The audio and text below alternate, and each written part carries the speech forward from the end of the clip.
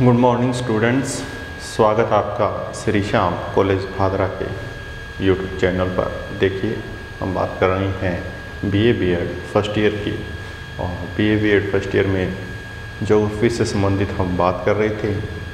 और ज्योग्राफी में physical geography unit number 2 की बात कर रहे थे।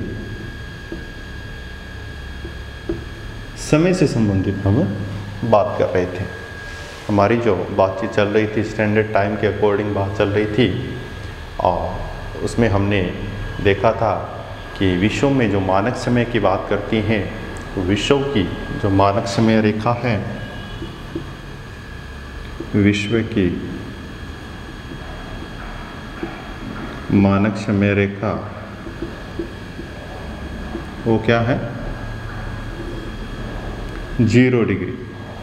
0 डिग्री अक्षांश, जिसको हम विषुवत रेखा 0 डिग्री दिशांतर, 0 डिग्री दिशांतर जिसको हम क्या बोलते हैं? ग्रीनविच रेखा। ये क्या है? विश्व की मानक समय रेखा मानी जाती है। और यहीं से 0 से टाइम क्या होता है? स्टार्ट होता है। और पूर्व की ओर जाएंगे तो टाइम क्या होगा? प्लस में होगा। पश्चिम की ओर जाएंगे टाइम क्या होगा? माइनस की ओर घटता हुआ प्रतीत होगा, और पूर्व की ओर बढ़ता हुआ प्रतीत होगा। इसी प्रकार हमने क्या देखा था? हमने देखा था भारत की मानक समय रेखा।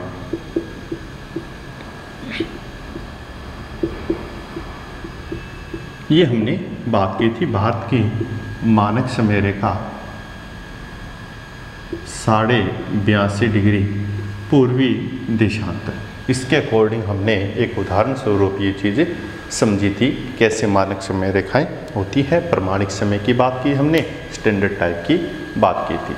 तो ये हमने लास्टली कुछ चीज़ें देखी थी।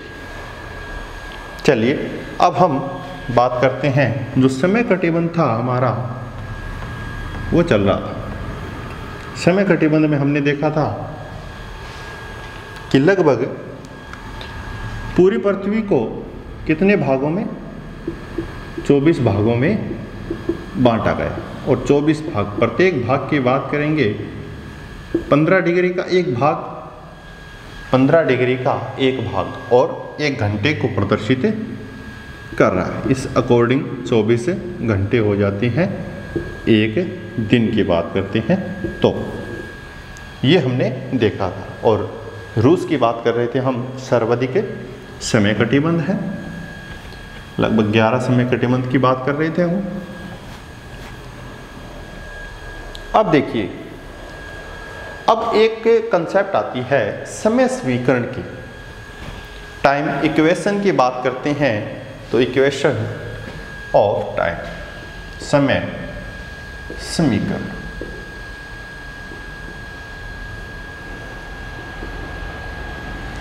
समय समीकरण क्या होती है? इससे पहले हम 2 चीज़ देखेंगे। वो 2 चीज़ क्या है? एक तो है अपना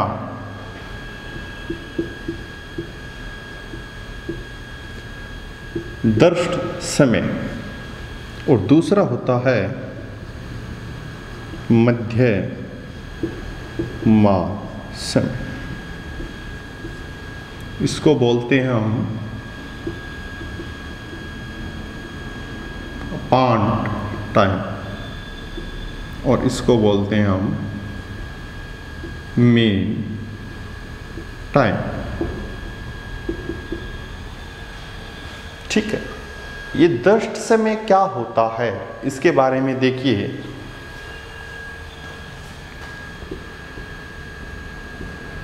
सूर्य का जो अपना समय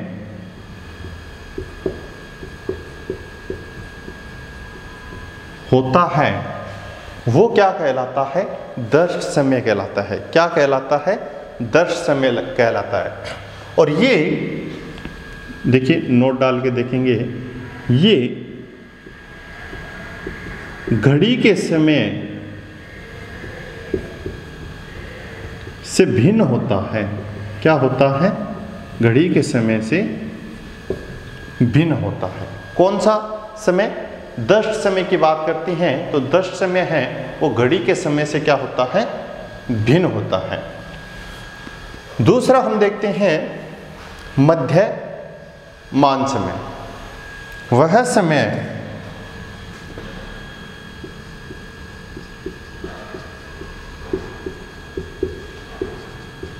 जो हम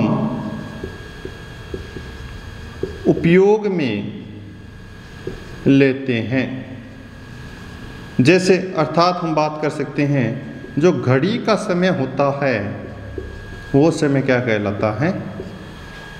मध्यमान समय कहलाता है। ये मध्यमान समय हम क्या करते हैं? उपयोग में लेते हैं। ये घड़ी वाला समय हो गया और ये कैसा हो गया? ये सूर्य का समय हो गया, ये घड़ी का समय हो गया। दो समय हैं हमारे पास। हम चलते हैं घड़ी के समय से, लेकिन सूर्य का भी समय होता है।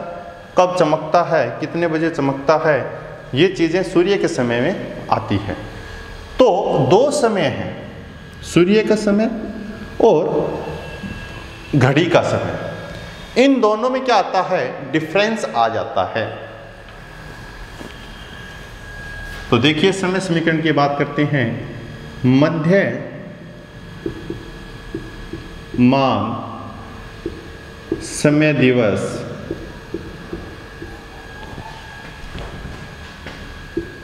की अपेक्षा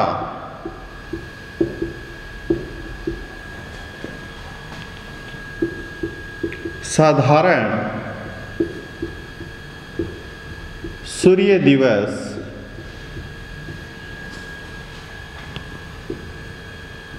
कभी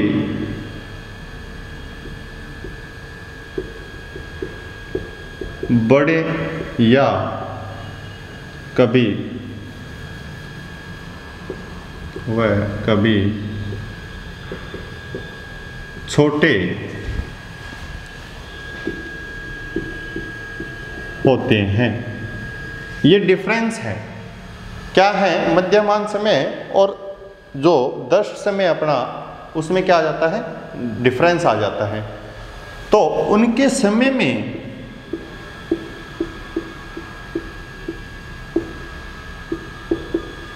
इनके समय की बात करें, उनके समय में जो अंतर आता है उसे समय समीकरण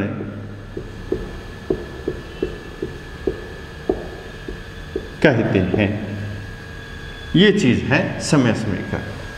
अब सूर्य भी अपने हिसाब से चमकता है और साधारण सूर्य दिवस वो कभी क्या हो जाते हैं? बड़े हो जाते हैं। जैसे हमने देखा है कि गर्मियों में बड़े दिन आ जाते हैं और सर्दियों में क्या आ जाते हैं?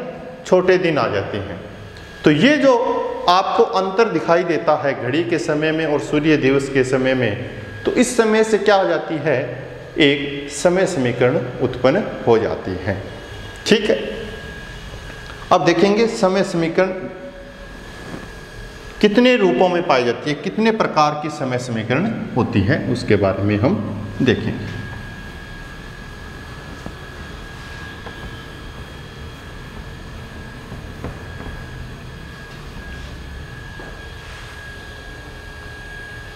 देखिए समय समीकरण तीन प्रकार के होते हैं। धनात्मक समय समीकरण,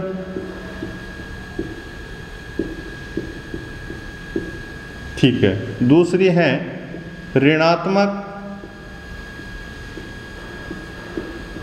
समय समीकरण और तीसरी है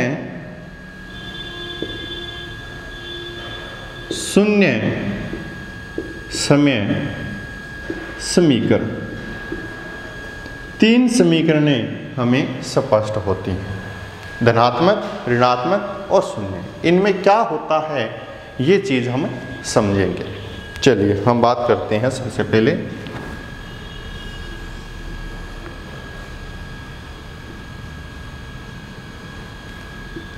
सूर्य की बात करते हैं, सूर्य बिल्कुल सीधा चमकता है 12 बजे। ठीक है, सूर्य 12 बजे बिल्कुल सीधा चमकता है। लेकिन कई बार क्या होता है,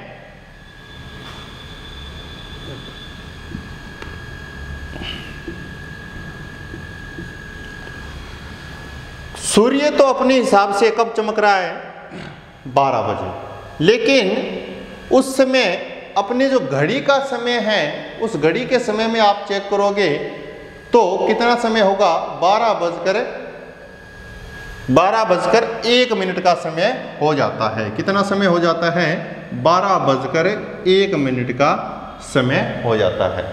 तो सूर्य क्या है, सूर्य कुछ समय बाद चमकता है। क्या है, यहां पर क्या चीज स्पष्ट हो रही है, लेकिन सूर्य तो क्या है, अपने 12 बजे के हिसाब से चमक रहा है, लेकिन उस समय घड़ी में जो समय हो गया वो कितना हो गया, 12:01 हो गई। मतलब समय क्या हो गया, घड़ी का समय क्या हो गया, ज्यादा हो गया। घड़ी का समय ज्यादा हो गया, धनात्मक समय समीकरण कहलाती हैं। क्या कहलाती हैं, धनात्मक समय समीकरण कहलाती है। 12 बजे चमकना था लेकिन ज़्यादा टाइम हो गया, तो क्या है, धनात्मक स्वरूप स्पष्ट हो रहा है। इसे हम क्या बोलते हैं, धनात्मक समय समीकरण। चलिए अब हम बात करते हैं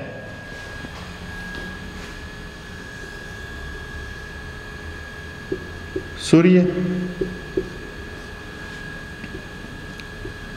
कब सीधा चमकता है, 12 बजे सीधा चमकता है।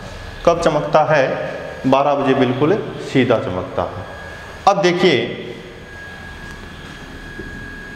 घड़ी में जब हमने टाइम देखा तो टाइम हो गया कितना, 11:59 हुए थे, लेकिन सूर्य तो अपने सही समय 12 बजे चमक रहा था। तो सूर्य क्या हुआ, सूर्य कुछ समय पहले चमक गया। सूर्य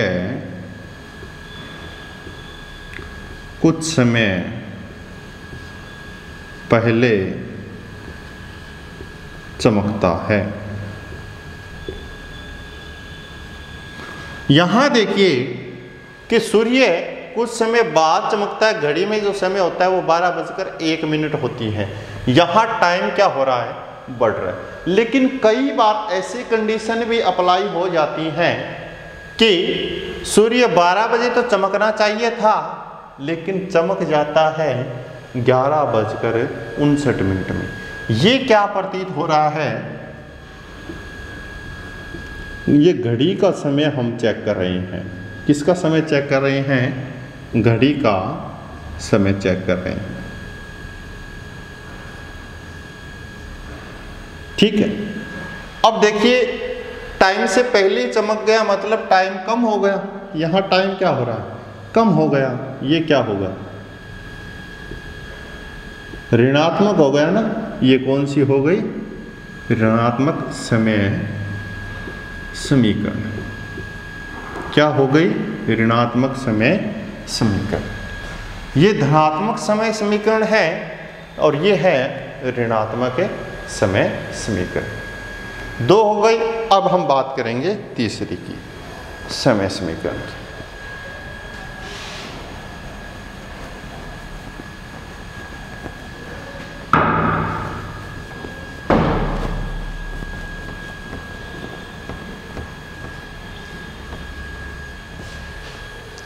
तीसरी है शून्य समय समीकरण। अब देखिए क्या होता है, कई बार धनात्मक में टाइम हम बढ़ता हुआ देख रहे थे, ऋणात्मक में टाइम घटता हुआ देख रहे थे, लेकिन शून्य में क्या होता है, न तो घटता है और न बढ़ता है। अब कहने का तात्पर्य क्या होगा,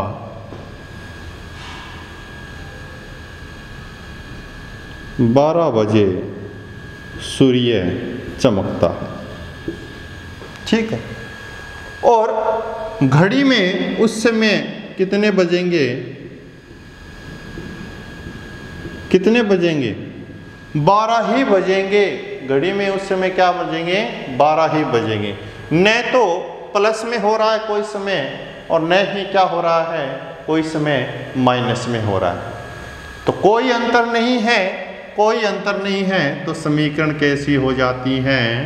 शून्य।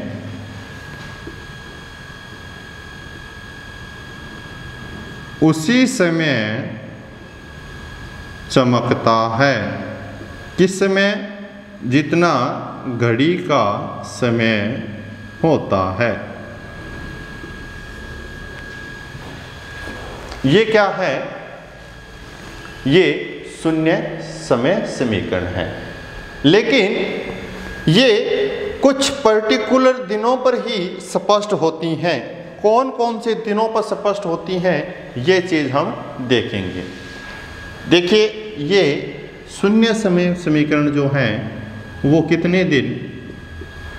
वर्ष में हमें 4 दिन स्पष्ट होती हैं। वो 4 दिन कौन से हैं? देखिए, एक तो हमें 16 अप्रैल। 16 अप्रैल को क्या चीज़ स्पष्ट होगी? ये अप्रोक्सीमेटली है 16 अप्रैल को शून्य समय समीकरण।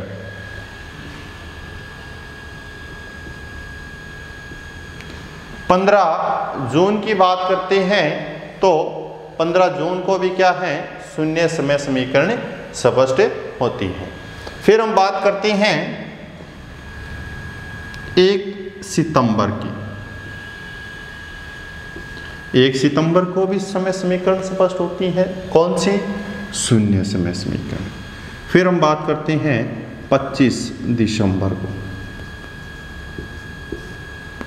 ये 4 दिन हैं। इन 4 दिनों में हमें क्या चीज़ स्पष्ट होती है? शून्य समय समीकरण स्पष्ट होती है।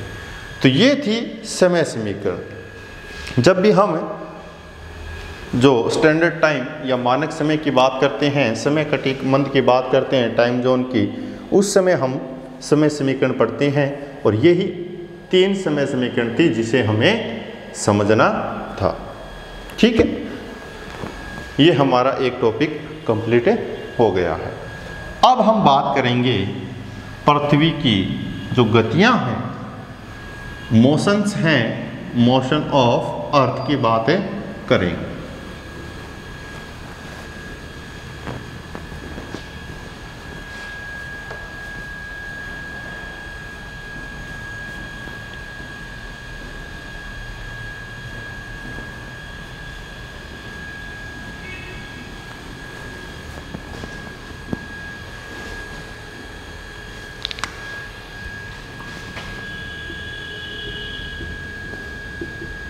पृथ्वी की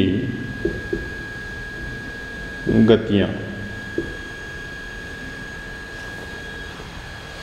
पृथ्वी की गतियों से संबंधित क्या चीज़ देखते हैं हम? हमने लास्टली कुछ कक्षाओं में पढ़ा है कि पृथ्वी अपने चारों ओर भी घूमती है और सूर्य के चक्कर भी लगाती है। ये 2 चीज़ें हमने देखी थी कि सूर्य के चारों ओर भी चक्कर लगाती हैं और अपने चारों ओर भी क्या कर रही है? अपने अक्ष पर भी क्या कर रही है? घूम रही है। तो 2 चीज़ें हमें स्पष्ट होती हैं। पहली तो है परिभ्रमण, या हम कह सकते हैं घूर्णन, या हम कह सकते हैं इसको रोटेशन। ठीक है, एक तो ये चीज स्पष्ट हुई। परिक्रमण, या हम इसको कह सकते हैं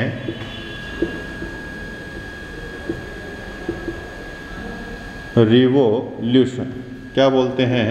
रिवोल्यूशन बोलते हैं। अब जो अपने अक्ष पर घूम रही हैं वो किस में हम समाहित करेंगे? घूर्णन में। घूर्णन, या उसको हम कहते हैं परिभ्रमण। और परिक्रमण का अर्थ मतलब किसी दूसरे के चारों ओर क्या कर रही है, वो परिक्रमा कर रही है, तो उसको हम क्या बोलेंगे, परिक्रमण। तो रोटेशन और रिवोल्यूशन दो पृथ्वी की गतियां हैं, और उन गतियों से क्या प्रभाव उत्पन्न होता है पृथ्वी पर, और किस प्रकार वो प्रभाव पृथ्वी पर पड़ता है, उससे क्या क्या चीज़ उत्पन्न होती हैं, ये सारे के सारे जितने भी तथ्य हैं, इन तथ्यों के बारे में हम नेक्स्ट क्लास में पढ़ेंगे। तो आशा करता हूँ कि आपको वीडियो अच्छा लगा हो। Thank you very much.